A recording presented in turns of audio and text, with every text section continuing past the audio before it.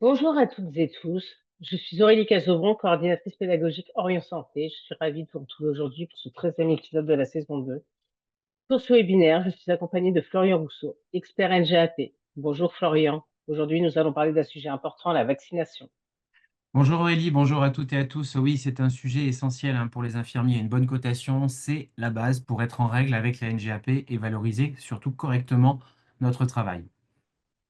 Justement, est-ce que tu peux nous rappeler pour commencer comment différencier la vaccination de la prescription vaccinale? Oui, on va faire un petit rappel sur cette différence entre vacciner, l'action d'injecter un vaccin, et prescrire, parce qu'il y a encore de la confusion parmi les infirmiers. Donc aujourd'hui, le décret de compétence nous dit que l'infirmier ou l'infirmière peut administrer dans les conditions définies à l'article 4311-3 alors, les vaccins qu'il ou elle peut prescrire, parce qu'on a vu que désormais on peut prescrire des vaccins, mais on peut aussi les administrer sans prescription médicale préalable de l'acte d'injection, donc certains vaccins mentionnés dans l'arrêté prévu selon les conditions d'âge et cas échéant les pathologies qui sont précisées par ce même arrêté. Alors, faisons bien la différence entre les deux. Vacciner. Vacciner concerne l'acte d'injection uniquement et rien d'autre. Depuis avril 2022, le diplôme d'état infirmier permet donc de vacciner un patient dans le cadre de son rôle propre à partir de 11 ans. C'est-à-dire que dans le cadre de notre rôle propre, nous n'avons pas besoin de prescription médicale pour l'acte d'injection. Mais surtout, nous n'avons pas besoin de formation complémentaire. Cette formation, nous l'avons déjà eue lors de nos études lorsqu'on a obtenu notre DU. Donc l'acte de vacciner est désormais possible pour tous les infirmiers à partir de 11 ans. Par contre, la prescription d'un vaccin, elle concerne la rédaction d'une ordonnance de vaccin. Depuis août 2023, le diplôme d'infirmier permet de prescrire un vaccin, mais sous quelques réserves. La première, avoir fait une formation complémentaire, parce que la formation initiale ne permet pas la rédaction des vaccins. Donc, une formation complémentaire. À la suite de cette formation, l'infirmier obtient une déclaration qu'il devra transmettre au Conseil de l'ordre pour la validation de sa formation qui s'intitule Savoir prescrire. Et devra par contre aussi respecter les critères d'éligibilité.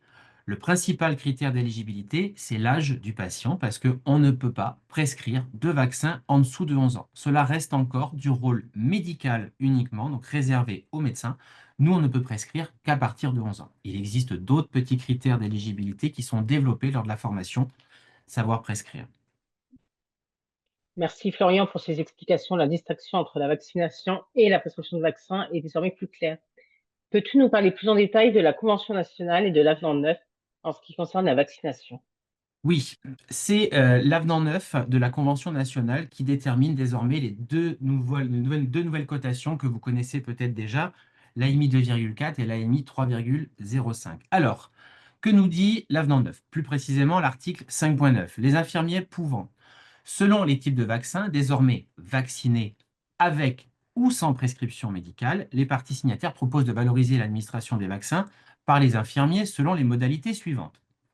Premier cas de figure, lorsque le patient dispose pour la vaccination d'une prescription médicale établie par un professionnel de santé, qu'il soit médical ou paramédical, parce qu'on a vu que désormais un infirmier pouvait prescrire un vaccin, ou que la délivrance du vaccin ne nécessite pas de prescription pour sa délivrance en pharmacie, on est bien d'accord. La cotation sera AMI 2,4. Lorsque le patient, deuxième cas de figure, lorsque le patient ne dispose pas d'une prescription préalable établie par un autre professionnel de santé, alors que le vaccin est à prescription obligatoire pour sa délivrance en pharmacie, là la cotation sera AMI 3,05. Je vais développer par la suite les deux cotations.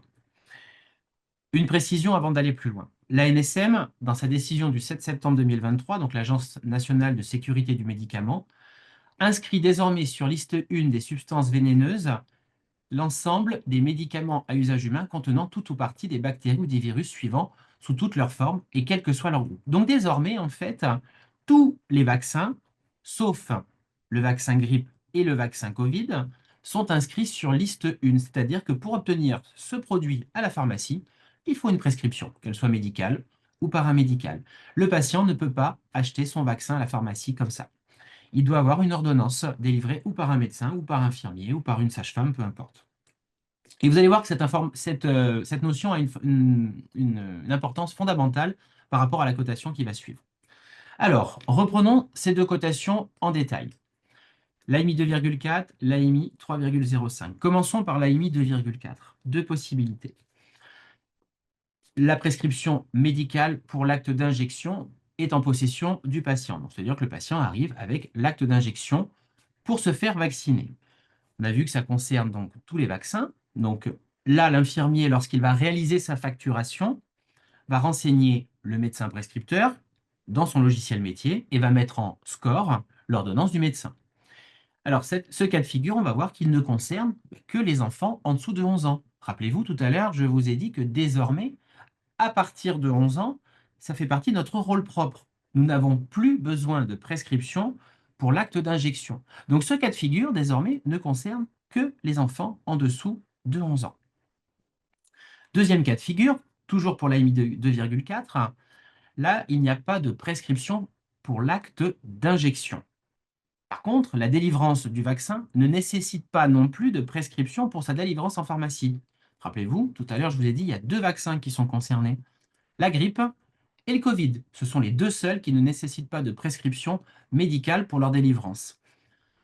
Petite dérogation, attention, en ce qui concerne le Covid, désormais, un infirmier peut injecter un vaccin anti-Covid à partir de 5 ans sans prescription médicale pour l'acte d'injection. Mais cela ne concerne que le Covid, c'est une dérogation à part.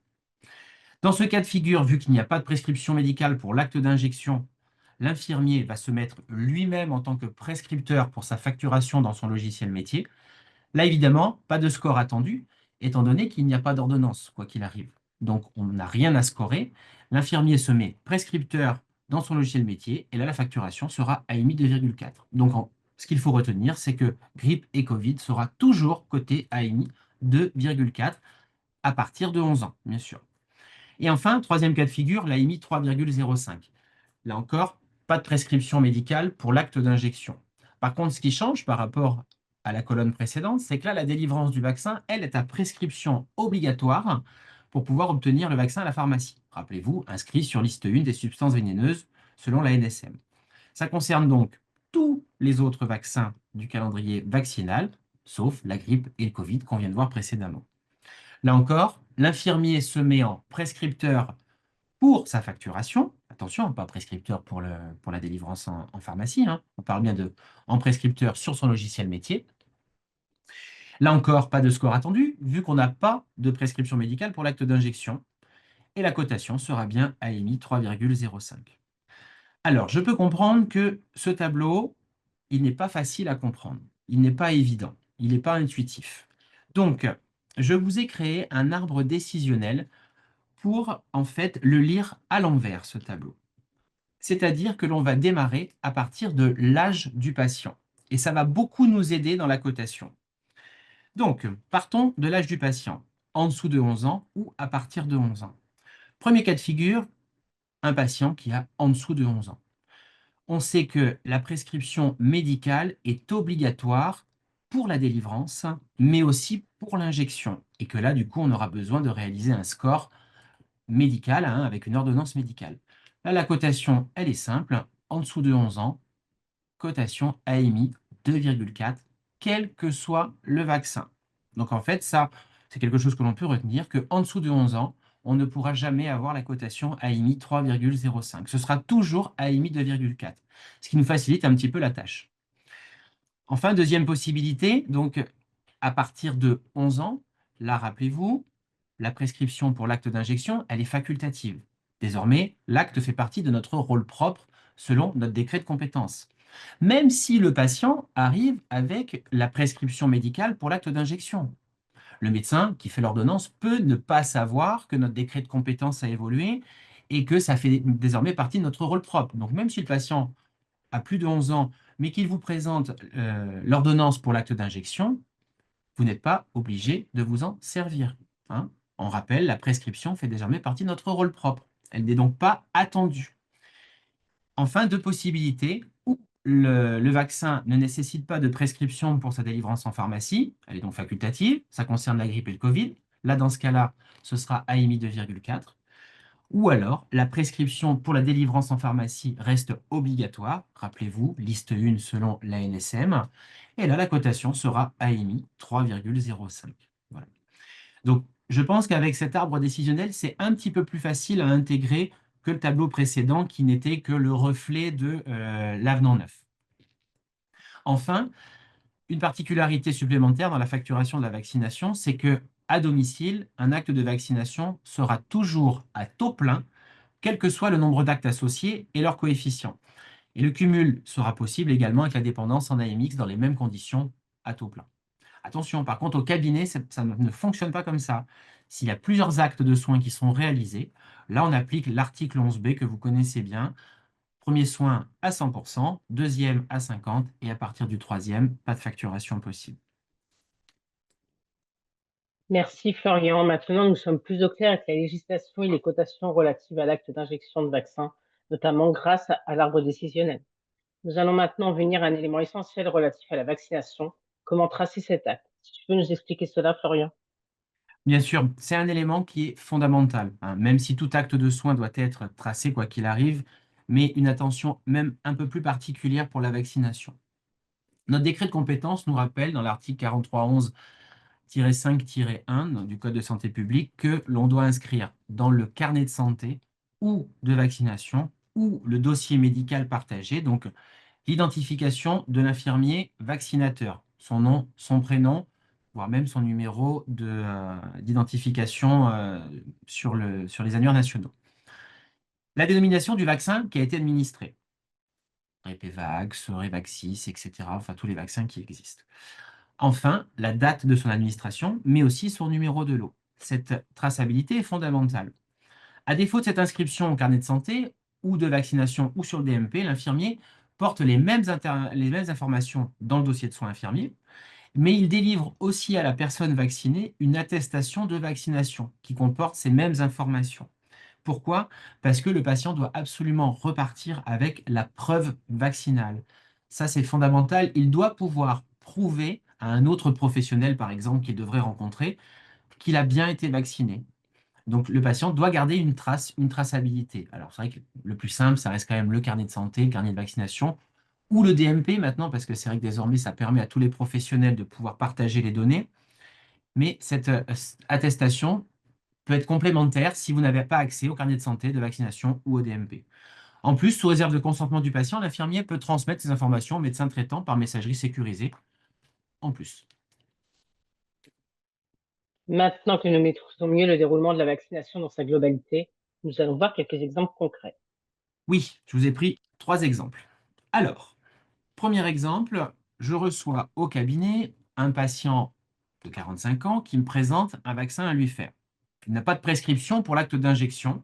Il me tend une boîte de Repevax, qui est un rappel de vaccin d'été polio-coqueluche, qu'il a obtenu sur prescription médicale lors d'une consultation avec son médecin. Alors, avant toute chose, quelles questions je vais me poser? La première question, est-ce que j'ai une prescription pour l'acte d'injection? Non, là, j'en ai pas. Bon, ok. Est-ce que je peux vacciner le patient?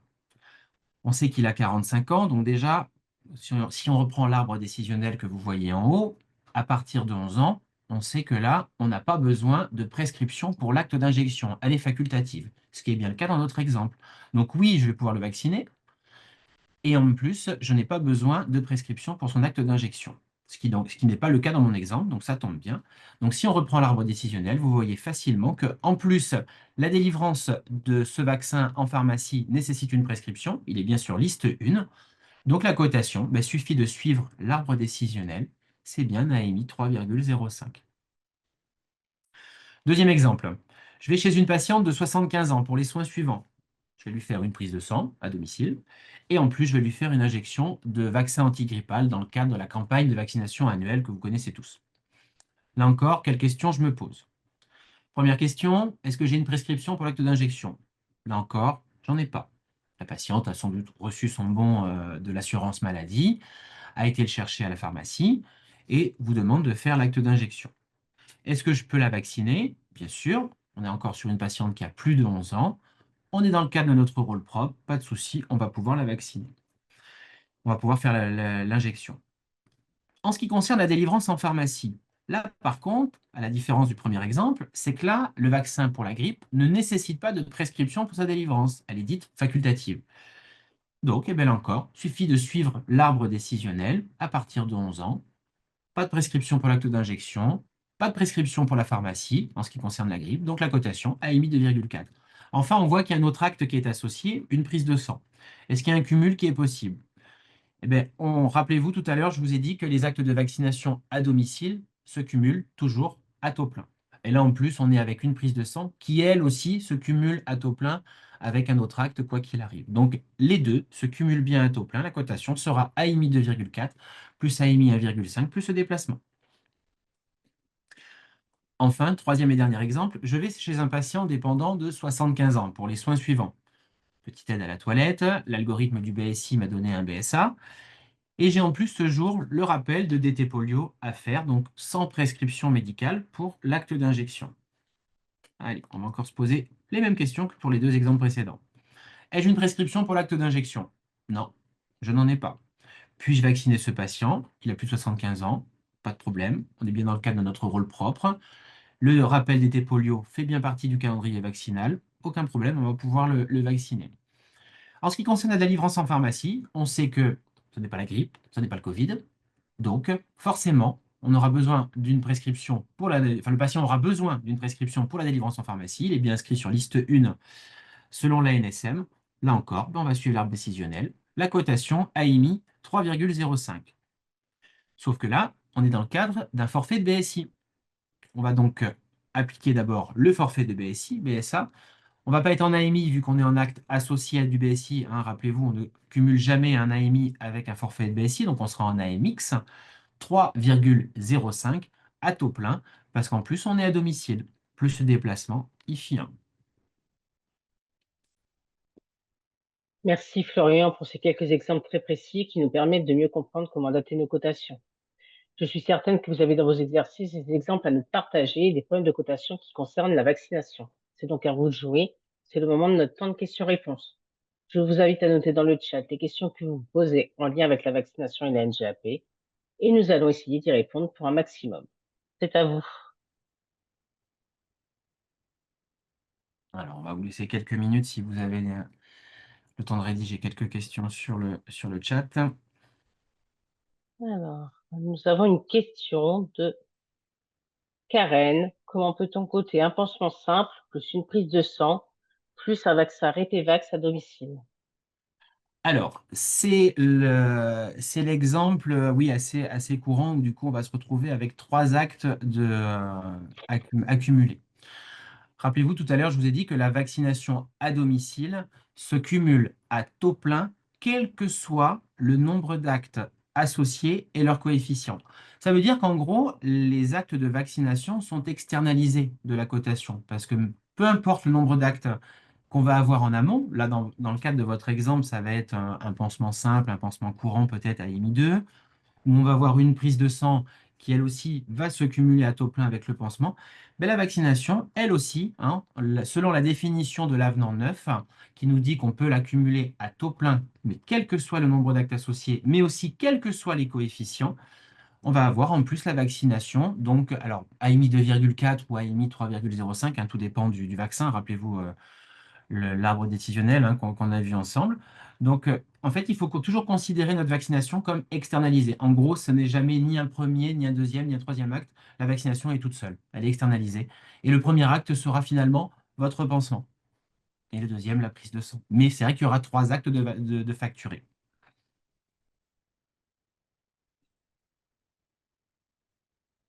Alors, on a plein de questions qui arrivent. Si un voisin nous demande une ordonnance pour un vaccin pour aller à la pharmacie, mais qu'on ne le fait pas. Ça, c'est Laurent. Je pense qu'elle veut dire qu'il nous demande l'ordonnance, mais c'est pas nous qui faisons le vaccin. Oui, c'est-à-dire que le voisin vient vous voir, il a besoin de faire un rappel de vaccin. Euh, En gros, alors j'essaie de comprendre la question. C'est par rapport à la facturation, c'est-à-dire comment facturer l'acte Je de pense, oui. rédaction, hein. C'est comme ça que je comprends. Ouais, moi aussi. Alors, la rédaction d'une prescription n'a pas de cotation. Il n'existe à ce jour aucune cotation pour rédiger une prescription d'un vaccin, malheureusement. La seule cotation qu'on peut obtenir, c'est l'acte d'injection. Donc, il faut espérer que le patient vous rappelle et que le pharmacien passe pas avant vous. On a Céline qui nous demande, le cumul veut-il dire que l'on peut cumuler à taux plein, même au-delà de 2 actes? Oui, c'est ça, tout à fait. Dans le cadre de la vaccination, c'est vraiment une dérogation propre à la vaccination, hein. Elle n'existe pas pour d'autres actes. Enfin, si, pour le diabète, ça existe, mais c'est un petit peu à part. Mais en ce qui concerne la vaccination, hein, l'avenant 9 est très clair, quel que soit le nombre d'actes et quel que soit leur coefficient. Alors, j'ai fait la formation vaccination pour prescrire. Je fais une ordonnance sur papier libre comme pour les produits de pansement que l'on peut prescrire, point d'interrogation. Oui, tout à fait.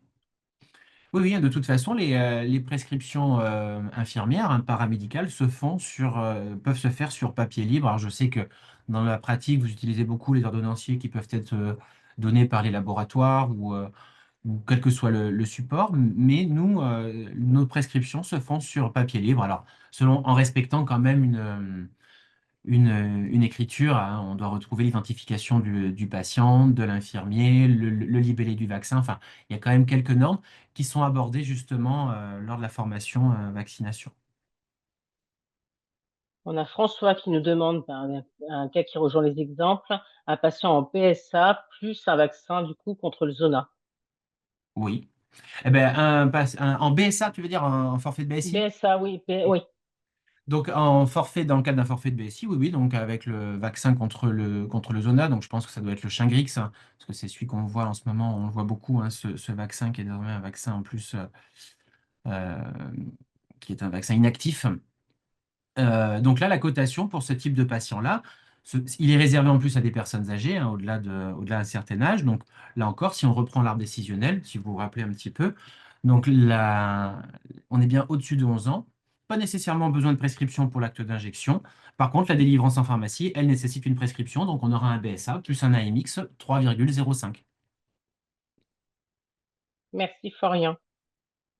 On a Karen du coup qui nous demande vaccin Covid plus grippe au cabinet. Elle propose comme cotation 2,4 plus 2,4 sur 2. Exactement, c'est ça, tout à fait. Au cabinet, hein, où on a vu tout à l'heure la dia sur la facturation au cabinet, il n'y a pas de cumul possible. Le seul qui est possible, c'est avec l'application de l'article 11b, donc premier vaccin à taux plein, deuxième à 50%. Alors qu'à domicile, ce sera l'inverse, hein. Là, on aura un cumul possible. À domicile, on aura la grippe en 2,4, le Covid en 2,4 à taux plein. Ce sont bien deux actes de soins différents qui doivent être dissociés. Une vaccination, une cotation. Il y a Céline qui nous demande que même s'il y a une... Alors, on est d'accord que même s'il y a déjà la prescription de la délivrance faite par un tiers, je peux coter un AMI 3,05. Alors, si ça concerne tous les vaccins autres que grippe et Covid, et que le patient a au-dessus enfin, est à partir de 11 ans. Hmm. C'est ce que je vous ai dit tout à l'heure, tout à fait, hein. À partir de 11 ans, même si le médecin fait une prescription pour l'acte d'injection, peu importe, faisons comme si nous ne l'avions pas vue, parce que de toute façon, elle n'est pas censée exister, étant donné que ça fait désormais partie de notre rôle propre. Et rappelez-vous que si vous utilisez l'ordonnance du médecin, vous serez obligé d'appliquer AMI 2,4 quelle que soit la vaccination. Alors que dans le cadre de notre rôle propre, si on n'a pas la prescription médicale, et vu de toute façon qu'elle n'est pas attendue dans notre décret de compétence, on pourra appliquer AMI 3,05, ce qui est économiquement un petit peu plus intéressant. Question intéressante. Comment peut-on accéder au DMP de nos patients pour tracer les vaccinations? Alors, le DMP de votre patient se fait grâce à votre carte CPS. Il suffit d'aller sur le site DMP, je crois que c'est dmp.fr ou .com, je ne sais plus, Aurélie, tu peux me corriger. Oui, Enfin, oui, c'est ça, suffit de taper sur le célèbre moteur sur de recherche Google. connaissez tous. Dossier médical partagé, vous allez voir, il va apparaître en premier. Donc uniquement connexion par carte CPS. C'est très facile à rentrer. Parce que dès qu'on arrive sur le DMP, il va vous demander d'identifier le patient. Donc, où on lit la carte vitale si on est chez le patient et qu'on a un accès Internet. Ou alors, si vous faites ça peut-être en dehors de votre tournée, parce que quand on est en tournée, on n'a pas forcément accès à Internet, ce que je peux comprendre, que vous voulez faire ça tranquillement à la maison chez vous, vous connectez, vous rentrez le numéro de sécu du patient, donc le NIR, et le dossier patient va apparaître. Il y a un onglet qui est en haut, qui est très facilement identifiable, qui s'intitule Vaccination.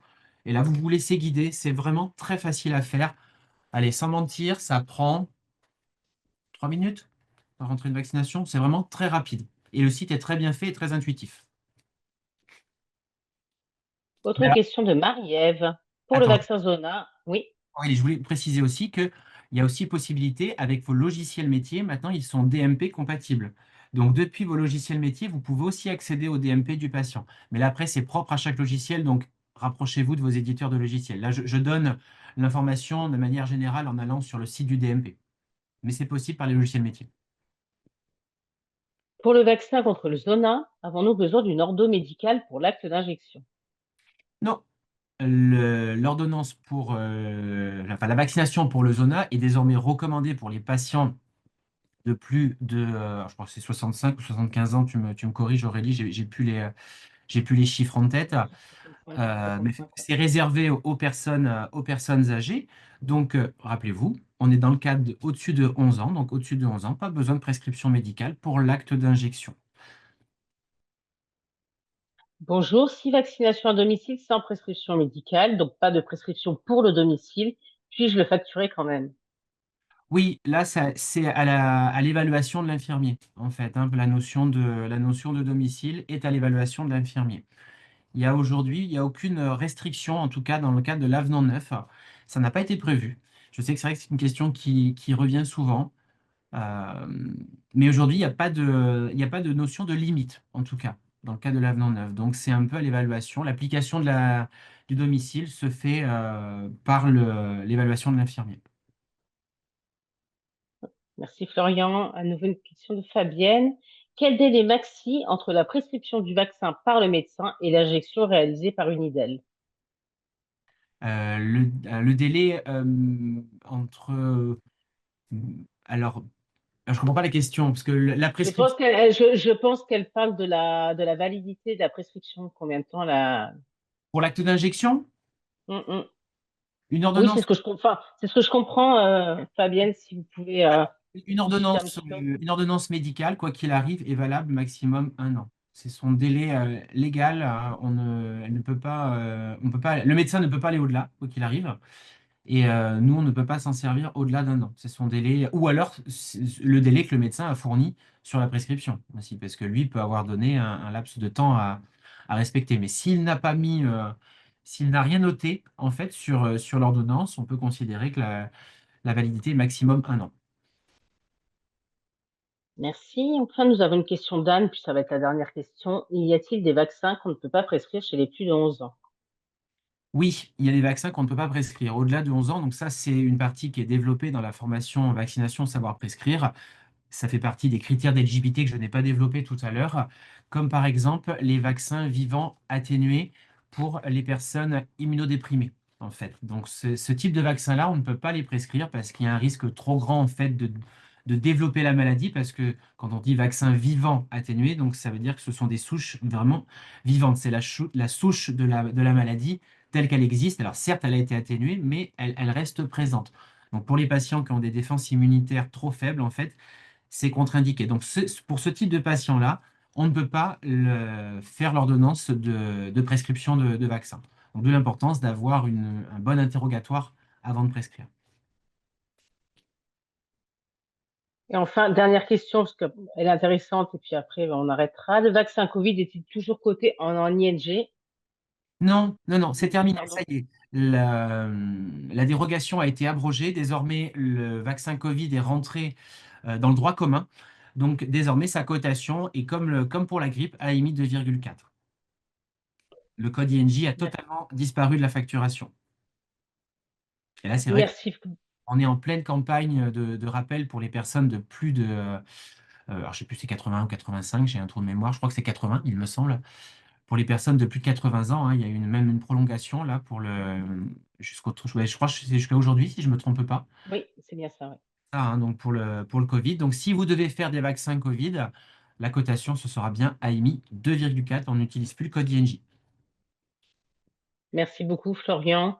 Nous Vas-y. n'avons que 30 minutes, donc malheureusement, nous n'allons pas pouvoir répondre à toutes les questions. Alors, un petit aparté, nous aurons un prochain webinaire la semaine prochaine, lundi prochain, exceptionnellement, voilà, qui abordera la clarification de la circulaire du 25 juin 2025 qui vient de paraître relatif aux perfusions. Et puis, un petit mot sur la loi infirmière qui est parue le 27 juin 2025. Donc, cette loi prévoit de rénover le métier d'infirmier. Elle reconnaît les consultations et le diagnostic infirmier, de même que le pouvoir pour des professionnels de prescrire de façon autonome certains produits et examens. Pour l'instant, nous sommes dans l'attente de décrets et d'arrêtés. Donc, voilà, nous ferons un webinaire certainement, mais pas avant la rentrée. Avant de nous quitter, je vous présente une solution qu'Orion propose pour vous accompagner sur les sujets d'actualité, les podcasts. Le dernier podcast en parle justement pardon, de la consultation infirmière. Voilà, vous pouvez les consulter en accès libre sur les réseaux Spotify, YouTube, etc. Et bien, je vous dis à tous à très bientôt. Au revoir, Florian. Au revoir Aurélie, au revoir à tous.